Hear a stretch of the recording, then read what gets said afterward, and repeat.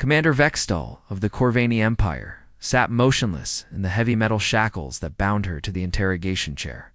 The chains were made from reinforced titanium alloy, designed to hold beings twice her size and strength. Her purple exoskeleton, once the pride of the 4th Assault Division, now looked like a battle-scarred relic. Deep plasma burns carved ugly patterns across her chest and shoulders, telling stories of violence that made even hardened soldiers look away. Her left arm hung at an unnatural angle, clearly broken in multiple places and hastily field-treated. The medical gel that covered her wounds had turned a sickly green color, indicating infection was setting in. But what truly unsettled her captors were her eyes. Those massive compound eyes that should have reflected the cold calculation of a military commander instead showed something far more disturbing. Genuine terror. The interrogation room aboard the Galactic Council vessel Harmony's Edge was designed to intimidate. Pure white walls stretched up to a ceiling lined with sensor arrays that could detect the slightest change in heart rate, brain activity, or chemical emissions. The air itself was processed and recycled every 30 seconds, ensuring no pheromones or chemical signals could influence the proceedings.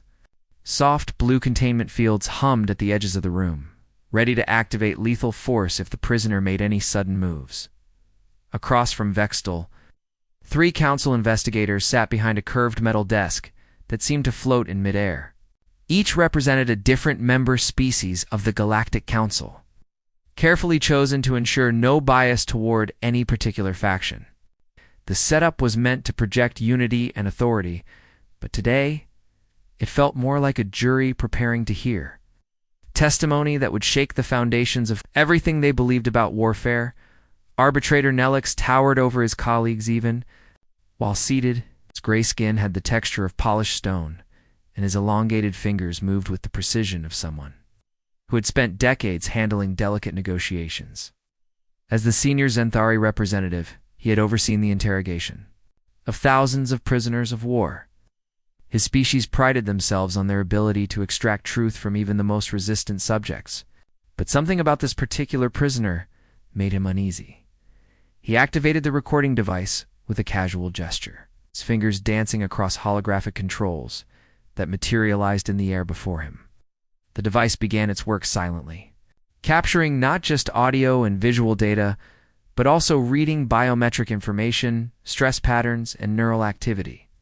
In the post-war tribunals, this recording would serve as primary evidence for whatever charges might be brought.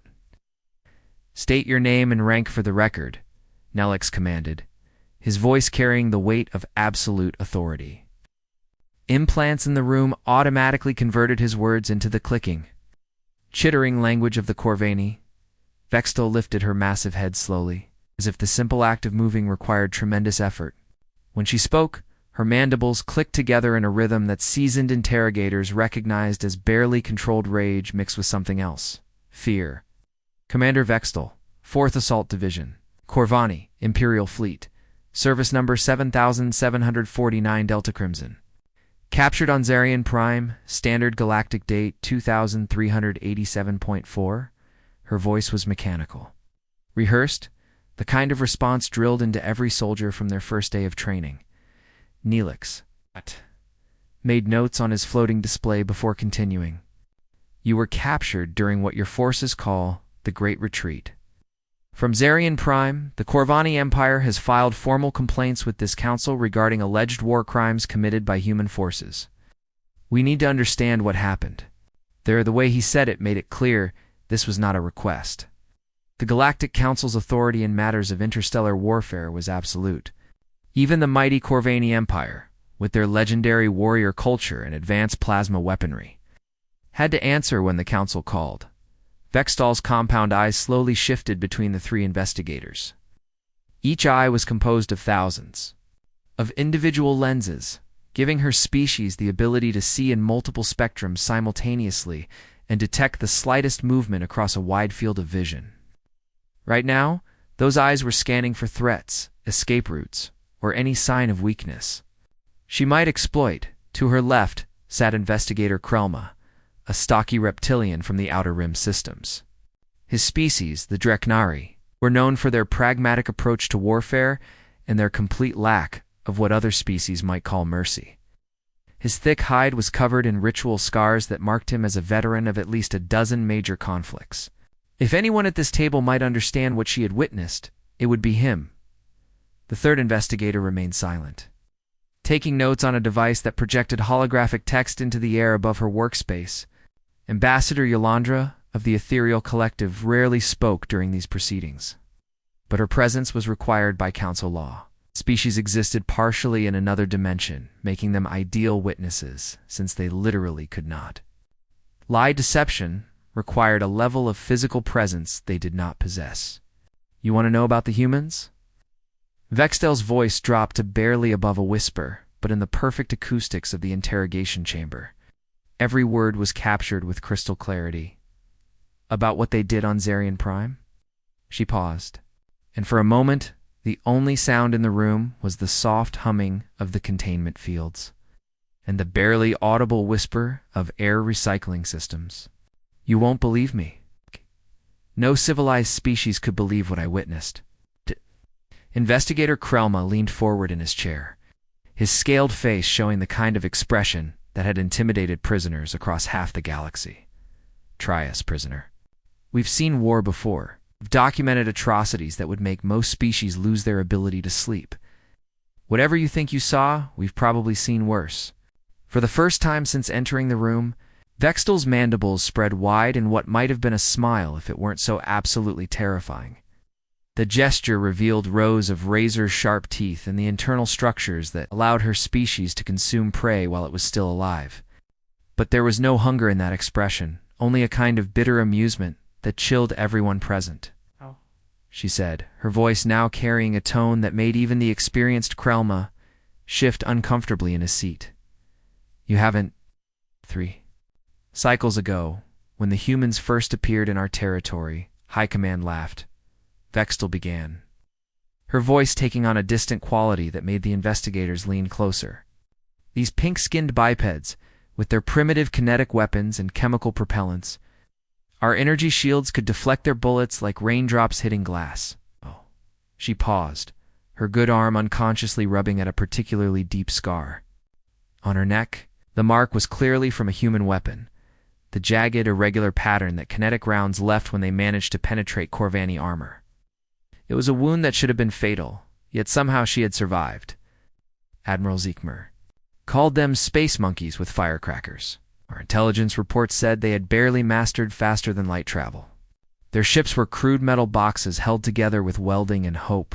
They had plasma cannons that could cut through asteroid fields. They had projectile weapons that fired chunks of metal using controlled explosions. Vextel's mandibles clicked. Slowly, as she remembered, the War Council estimated it would take maybe 6 standard days to crush their entire military force. Some of the younger officers were disappointed. They might not get any combat experience before it was all over. Her compound eyes focused on something beyond the walls of the interrogation chamber, seeing scenes that played out in her memory like a holographic recording. The first engagement near the Tau Ceti system lasted barely an hour. We jumped into their territory with a full battle group. 12 dreadnoughts, 40 escort vessels, and enough firepower to glass a small moon. The humans had maybe 20 ships, all of them smaller than our escorts.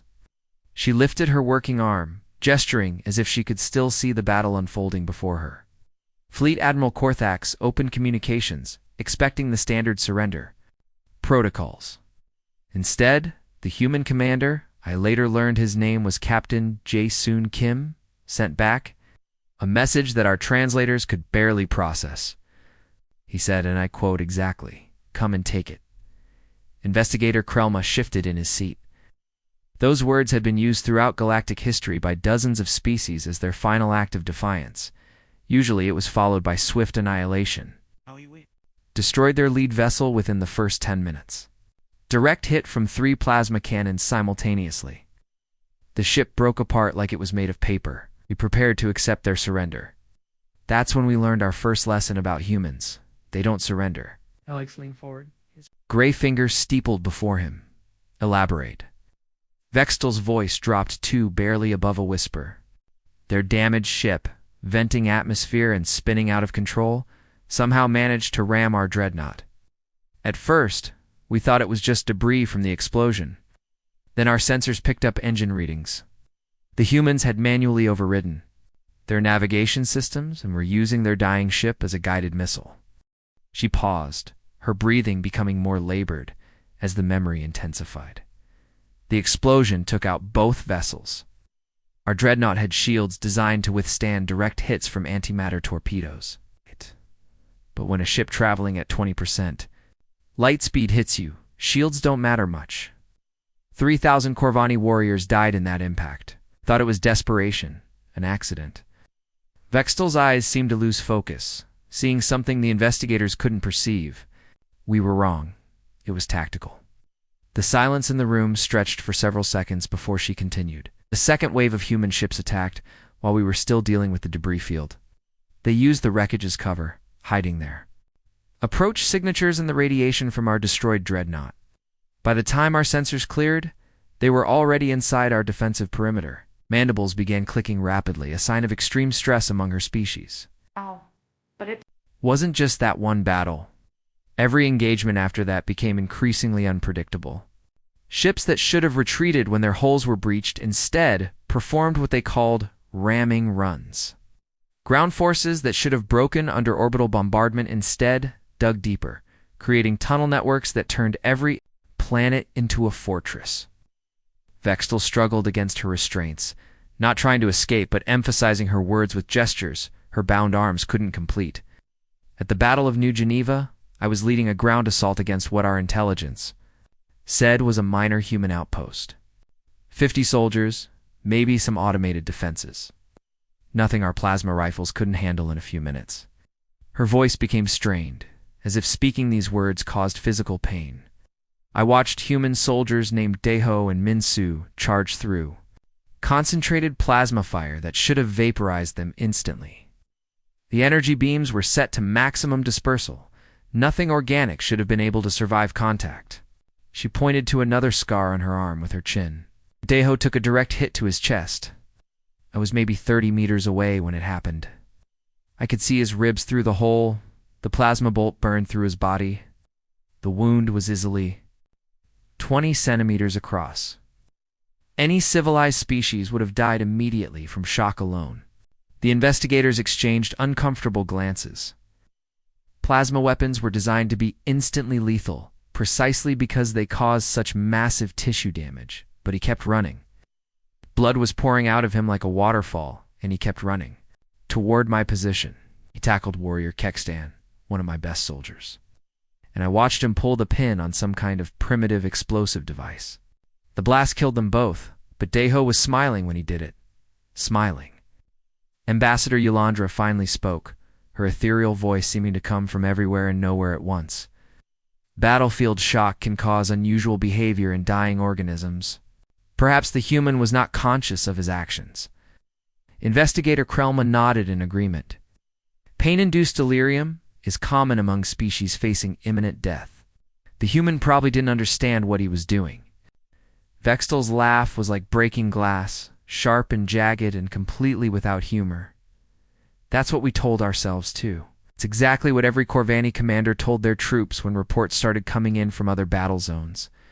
The humans are just crazy with pain. They don't know what they're doing. It's primitive behavior from a primitive species. She leaned forward as much as her restraints would allow, her compound eyes fixing on each investigator in turn. But then Minsu did the same thing. And then 3 more humans in the next wave. And then a dozen in the battle after that. They weren't crazy. They weren't in shock. They were following orders. The containment fields hummed more loudly as her stress levels triggered automatic security responses. That's when I realized we weren't fighting a war. We were fighting something else entirely.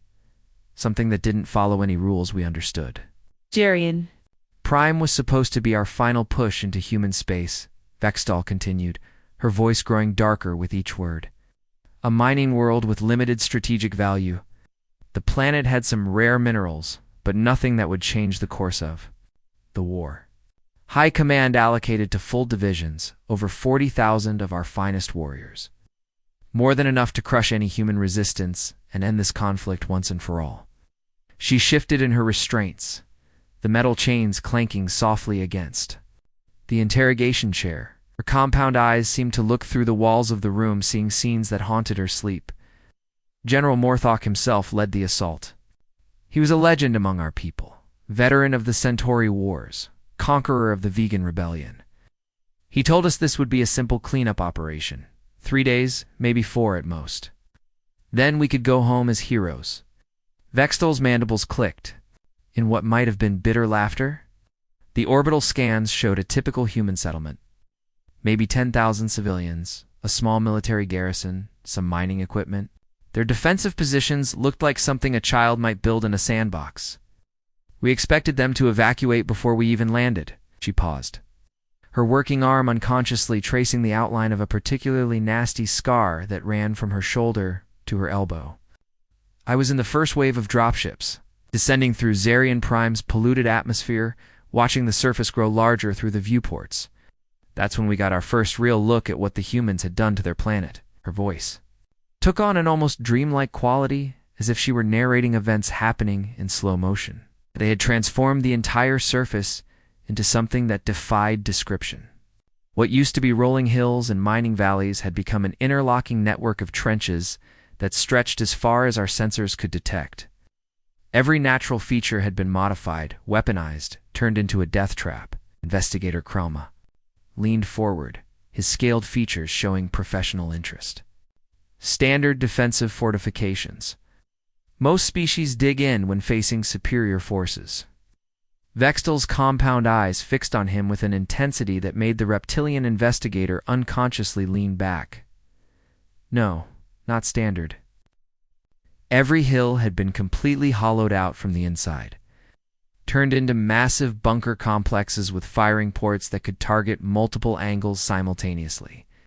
Every valley had been flooded with some kind of caustic liquid that ate through our armor on contact. Humans had spent months, maybe years, preparing this planet for our arrival. She struggled against her restraints again, her voice rising. With emotion, our dropships started taking fire before we even reached the surface. Not from anti-aircraft batteries or missile systems, but from individual soldiers with shoulder-mounted weapons. They were shooting at us from positions that should have been impossible to reach, angles that defied physics. The investigators exchanged glances. What she was describing sounded like advanced tactical preparation, but the emotional intensity suggested something far more disturbing. The first week we lost 3,000 soldiers to what we initially thought were sophisticated booby traps. Explosions that seemed to come from nowhere, triggered by our own movements. Step on the wrong piece of ground, touch the wrong wall, even breathe too close to certain areas, and boom. Body parts scattered across a 50-meter radius. Vextel's voice dropped to barely above a whisper. Our engineers analyzed the explosive patterns. The devices were too precise, too perfectly timed. It wasn't random. Someone was watching us, learning our patrol routes, our tactical preferences. Someone was choosing exactly when and where to detonate these weapons for maximum psychological impact. She paused, her breathing becoming more labored. It wasn't until we captured a human mimetic named Hyjin that we learned the truth. She was treating wounded soldiers in what looked like a makeshift field hospital. We thought we'd finally found some humans who might behave according to civilized rules of warfare. His mandibles clicked rapidly, a sign of extreme agitation. Among her species that made even the experienced interrogators feel uncomfortable, Hyjin had been patching up wounded human soldiers with more than just bandages and medical supplies. She was surgically implanting explosive devices directly into their bodies, using their own wounded as walking bombs. When our medical teams tried to treat captured humans according to Galactic Convention protocols, they triggered the devices. The silence in the interrogation chamber was deafening. She called it battlefield medicine.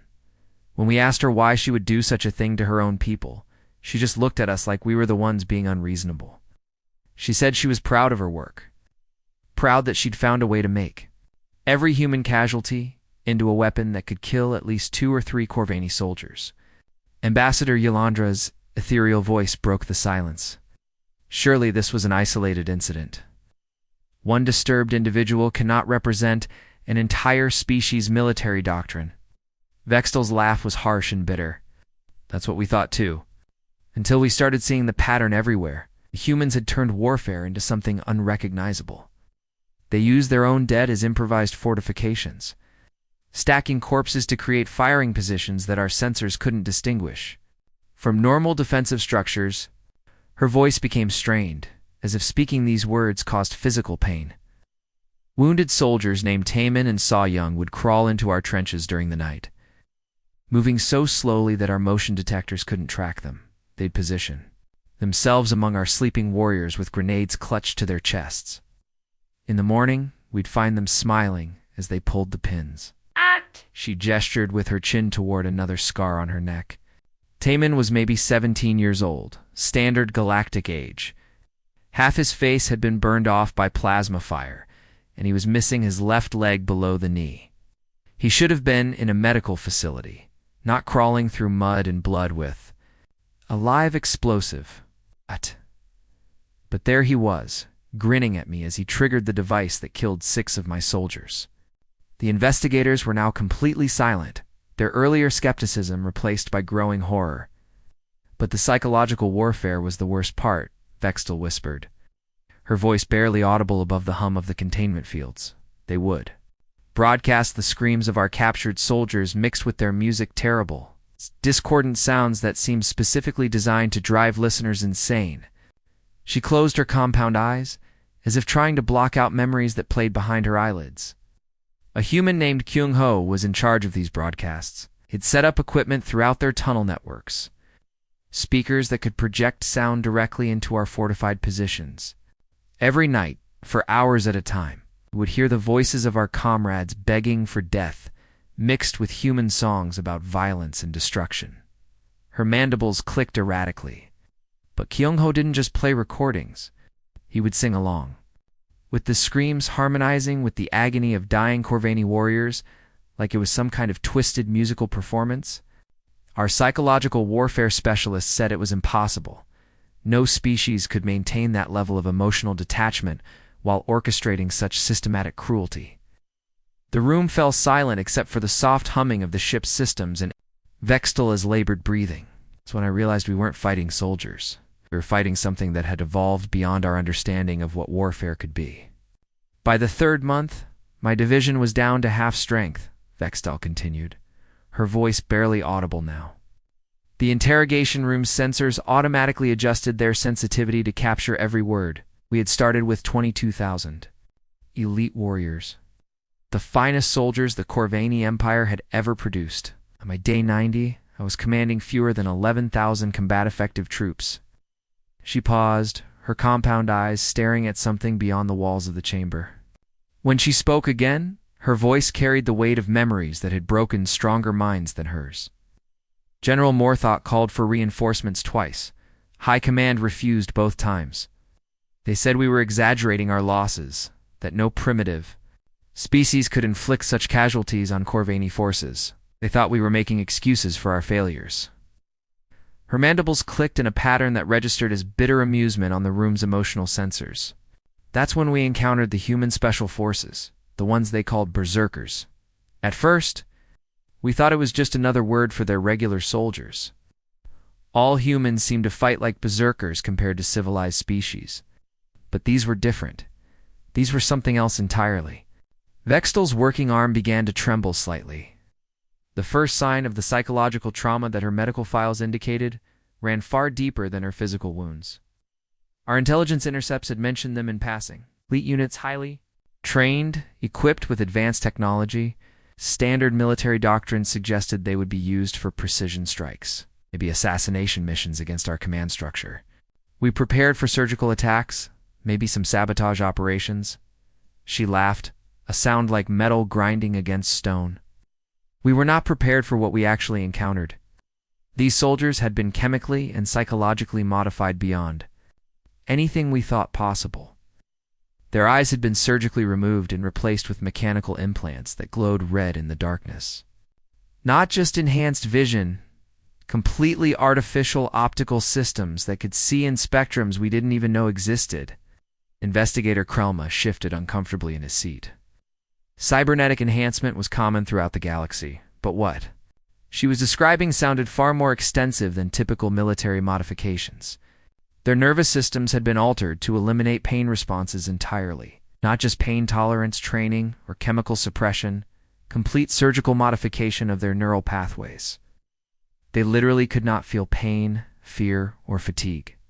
But somehow, they had retained all their tactical intelligence and combat effectiveness. Vextal's voice dropped to barely above a whisper. A team led by a human named Dongwook attacked our command post during the night of Day 83. 6 berserkers, against a fortified position defended by 40% of my best warriors. It should have been a massacre of them, not us.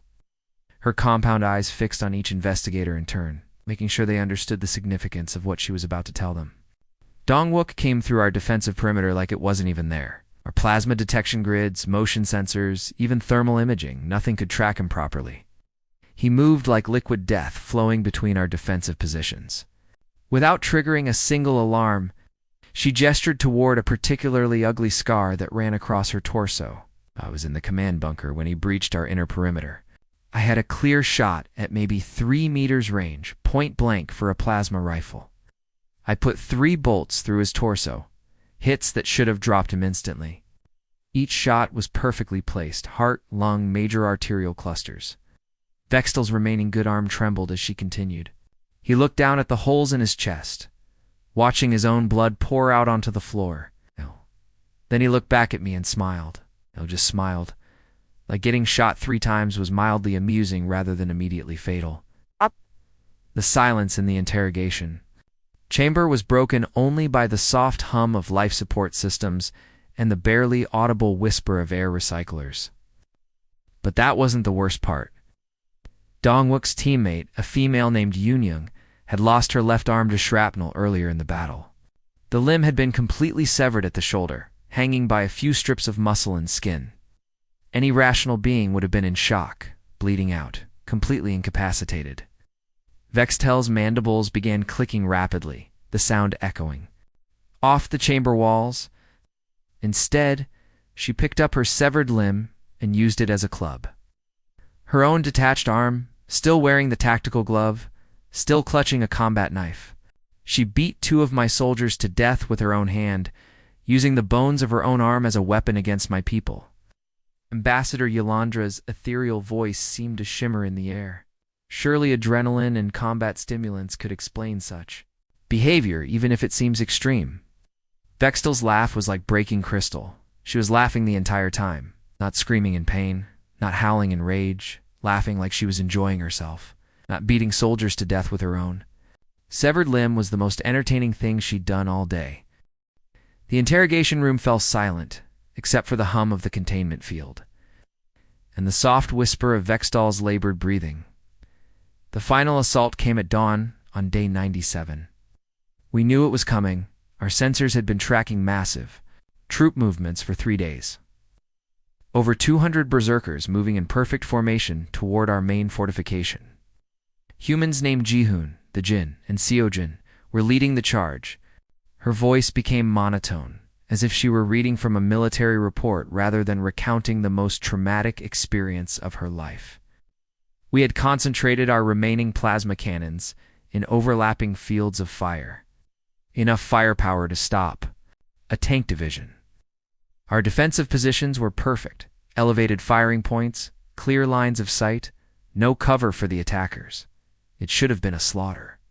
Vextal's compound eyes fixed on each interrogator in turn, making sure they understood what she was about to tell them. But these berserkers had rigged their own bodies with explosives, not external devices like suicide vests or backpack bombs. Internal ones. Surgically implanted explosive charges wired directly to their cardiovascular systems. Bombs that were literally part of their bodies. Alex leaned forward, his gray features showing the first signs of genuine alarm. They ran straight into our plasma cannons, absorbing shots that should have vaporized them instantly. The energy beams would punch through their bodies, leaving holes you could put your fist through, but they kept coming.